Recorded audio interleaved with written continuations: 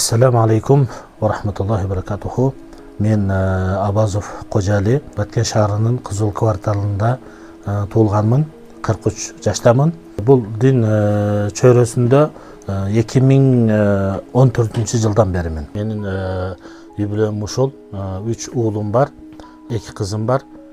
Аксакалыбыз апам, Кудайга шүгүр, дайыма төрүбүздө.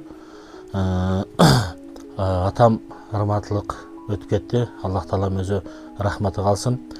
Бизди ушундай жакшы ийгиликтүү иштерди кылышлыгыбызга атабыз менен апабыз себептүү. Ушулар тарбия берип, динге мээнет кылып бизди окутту. Кудай Таалам апамдын өмүрүн узун кылсын, атамды Аллах Таалам өзү рахматы калсын.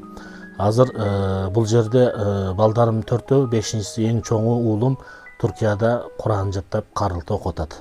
Кыргызстанга аттын кашкасындай таанымал болгон кары экебиз оң кыраттын ээси Зубайыр карынын колунда Куран жаттап жатат. Өзүмдүн устазым Молла Жарбек ажынын мечитинде ушул жерде биринчи балдарды ушул жерде сабак баштагам. Андан кийин Муазда дагы сабак бердим. Анан Муаздан кийин 2017-жылы Байкарабакта медреседе балдарга ушул күнгө чейин сабак берип келатам. Sen Kırgızsınбы? Ana men Kırgızistan dese ne deb suraytgan? Hal anta Kırgıziyun. Sen Kırgızsınбы deb suraytgan da. Hal anta Özbekiyun? Men Özbekistandanman dese hal anta Özbekiyun deydi. Özbekiyun degen sen Özbeksünbü degen. Biz ötkündө at-tahiyyatu menen at-ta'aruf temasını ötkündüz. Мечитте, Абу Бакр мечитинде имамдык кылып эмгектенем. Илим жолуга мен 4-5 класстарымдан түшкөнмүн. Бул жерде айылыбызда устазыбыз Молла Жарбек ажыда окугамын. Ошол биздин айылга үйгө жакын мечиттин имамы эле ал устазыбыз. Ошол кишиден Куранды окуп бүтүп, андан кийин Мухтасарды окуп, ал кишиден жакшы мектепти бүткүчө таалим тарбияны алып, андан кийин Бишкекке Кемсанбай ажы Кыргызстан Республикасынын экс муфтийи болуп, 2 жолу муфтий болуп иштеген. Ошо кишинин колунда барып таалим алдым. Ал кишинин колунда 4 жыл таалим алдым. Андан кийин Египетке барып Ал-Азхар университетинде окуп келдим. Бирок бул илим бир университетти бүтүп, же болбосо дагы бир окуу жайды бүтүп эле болду деген сөз эмес. Бул илим Кудайым буйрса биз өмүрүбүздүн акырга чейин өзүбүздү студент, өзүбүздү окуучу катары сезебиз. Азыр дагы деле устаздардан Кудайга шүгүр, алхамдулилла, алымдардын учу кура эмескен канчалаган алымдар бизге сабак берип атат. Ошолордон сабак алып, билгенибизди мына өзүбүздүн айылдагы балдарга, жамаатка үйрөтүп келатабыз. Андан тышкары Ислам университетинде Абдышкур устаздын колунда 4 жыл окудум. Ар бир адам ошол Куранды үйрөнгөнгө, Куранды окуганга милдеттүү болуп эсептелет. Муну ар бир молдо болом деген адам, же болбосо имам болом деген адам, же болбосо алым болом деген адам окуу милдет эмес. Ар бир адамга Куранды окуп үйрөнүү, 5 убак намазды үйрөнүү, адал арам эмне экендигини, ак кара эмне экендигини ажыратып үйрөнүү ар бир мусулманга, эркекке жана аялга парыз болуп эсептелет. Пайгамбар саллаллаху алейхи ва саллям айткан: "Талабул илми фаридатун аля кулли муслимин ва муслиматин."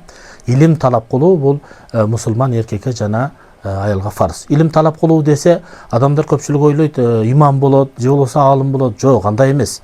Ал илимди окуудан максат не адамды, адалды, арамды, акты, караны ажыратып, адамдар менен болгон мамилени, ата эне менен болгон мамилени, үй бүлө менен болгон мамилени мана ушул жерден үйрөнөт. Ошондуктан бардыгы эле медреседе же болбосо бир институттарда окуу мүмкүнчүлүгү жок. Ошондуктан мынандай мечиттердин, хужраларда окуп үйрөнгөнү макул деймин. Мана ушундай муфтият көзөмөлдөгөн, ушундай өзүбүздүн устаздарыбыздан окуп келген имамдамалардан, туура багытта үйрөтүп аткандардан үйрөнсө, албетте бул нурдун үстүгө нур болот. Ушул өзүм окутуп аткан шакырттарыма бир гана мына Куранды же болбосо намазды гана эмес, биринчиден албетте Куран, намаз, ибадат, андан кийин эл аралоо, элдин абалын кабар алуу, элдин көйгөйү болсо элге жардам берүү, буга чейин мына Кудайыма шүгүр шакырттар менен орозо айында баягы ифтарга келе албаган аксакалдарга, ифтарга келе албаган ата энелерге, ооруп жаткандарга, аз камсыз болгон үй бүлөлөргө бир 6 жолу, 7 жолу биз ифтар кылып 500 үй бүлөгө, 300 үй бүлөгө, 500 үй бүлөгө ушинтип үйгө жеткирип берип аттык. Биз жалпы Кызыл Жол эли менен, Кызыл Жол элинин жаштары менен, Кызыл Жол элинин салымы менен 300 адамга ифтар уюштуруп жатабыз. Кудайым буйрса, азыр балдар даярдап жатат. Апарып саат ифтарга чейин таратып берет 300 адамга. Бул ошол жаштардын, элдин салымы менен биз ушул каарыларга, анан үйүндөн чыкпагандарга, муктаж үй бүлөлөргө, аксакалдарга, анан көп балалуу үй бүлөлөргө, көбүнчө 65 жаштан жогору агаларыбызга кошуп таратабыз деп.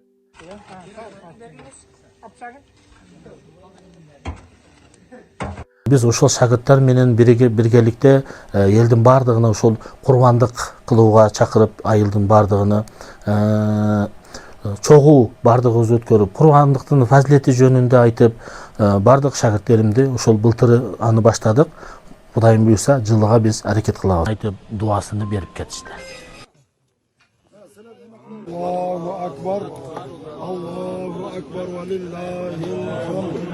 Salli ala Muhammedin ve ali Muhammed. Allahümme salli ala Muhammedin ve ali. Aytыңыз Марик, aytыңыз Марик, kutlu olsun bayramınız. Aytыңыз Марик, aytыңыз Марик, kutlu olsun bayramınız.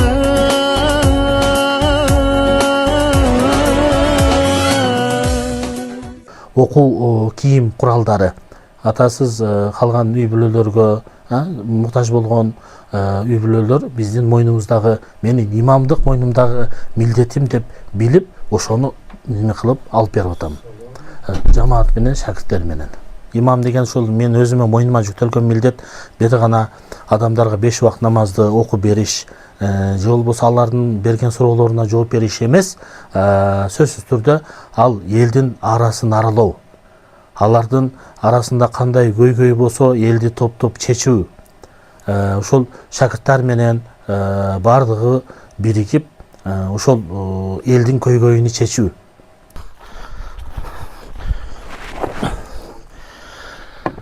Ушул имамдыктан тышкары мал жандык карайым, өзүм алып сатам. Анан өзү имамдыгыбыздын стипендиясы бар.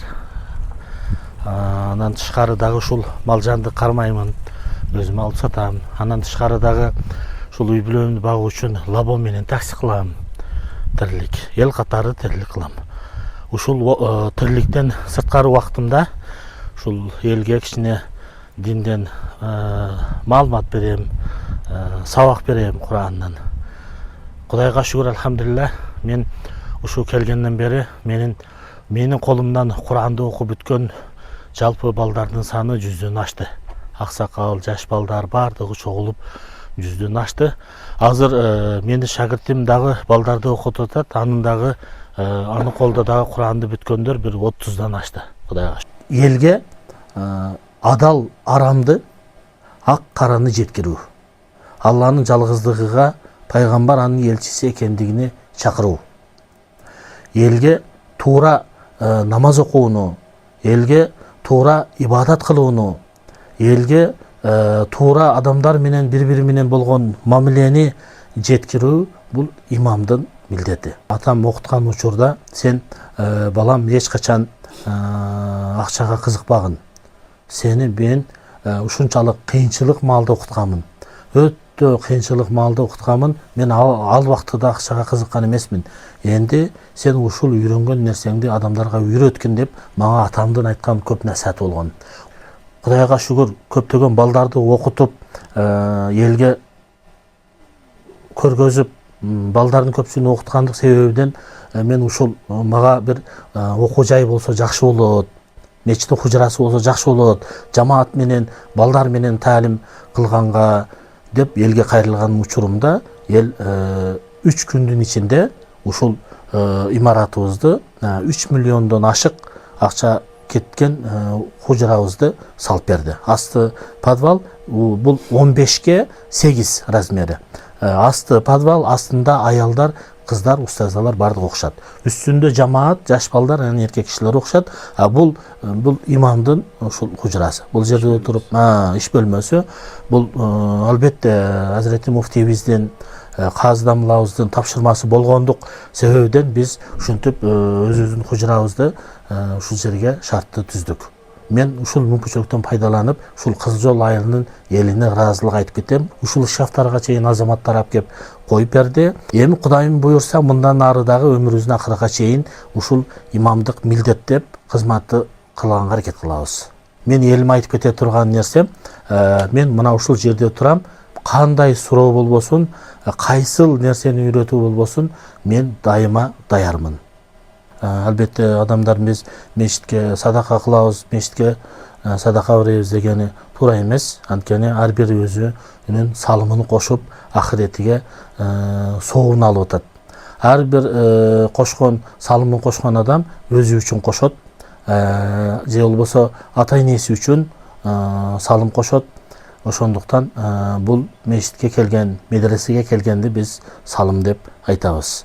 Ал өзүнүн ахирети үчүн иштеп жатат, ахиретиге сооп жаздырып атат деп түшүнөбүз бардыгын. Албетте биздин мусулманчылыкта мусулманга дагы, мусулман эмеске дагы бардыгына адилеттүүлүк мамиле кылынат. Анткени биздин дин ушундай дин. Бул тынчтыктын дини. Ар биринин жүрөгүнө ислам орносо, бул тынчтык орногон деп билебиз. Аллах Таала Кур'анда пайгамбары саллаллаху алейхи вассаламга айтат: "Ва ма арсалнака илля рахматан лил аламин." Эй Мухаммад саллаллаху алейхи вассалам, биз сени ааламга рахмат үчүн жөнөттүк деп айтат. Пайгамбар саллаллаху алейхи вассалам ошол келгендин бир себеби ушул рахмат үчүн, тынчтык үчүн келген. Ошон үчүн бардык ар бир мусулманга мен тынчтык, амандык каалайм. Жалпы кыргыз элиме тынчтык, амандык каалап кетем. Ассаламу алейкум ва рахматуллахи ва баракатуху.